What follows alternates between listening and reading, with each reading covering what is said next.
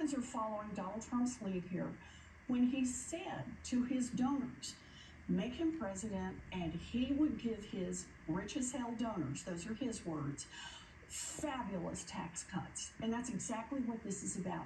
And look, there may be a lot of ways we should be doing tax cuts for working people, for middle class families, but that doesn't mean you have to give tax cuts to millionaires and billionaires. And that's the real difference here. The people who are sucking up all those tax cuts are the people at the very top. Last week in the United States Senate, about 4 o'clock in the morning, we're running through our first version of how the budget's going to work. And the Republicans have put forward a bunch of the same stuff. So I stood up and said, is there anybody who is rich enough they shouldn't get a tax cut? And I said, how about, here's my amendment, anybody who makes more than $10 million in a year, that's it for them, they don't get a tax cut.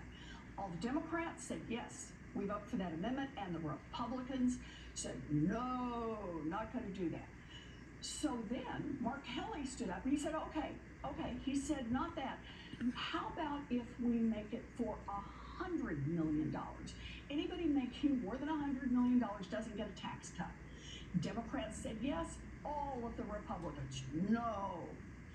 So then Angus King, independent from Maine, stood up, he said, okay, how about $500 million? Anybody who's making at least $500 million doesn't get a tax cut under the Republican plan. Can we agree on that? All the Democrats said yes, and the Republicans shouted no. So then Chuck Schumer stands up and says, okay, how about $1 billion? Could we agree that if you're making $1 billion in income in a single year, no tax cut for you under the Republican plan? And every single Republican said no. And that tells you a lot.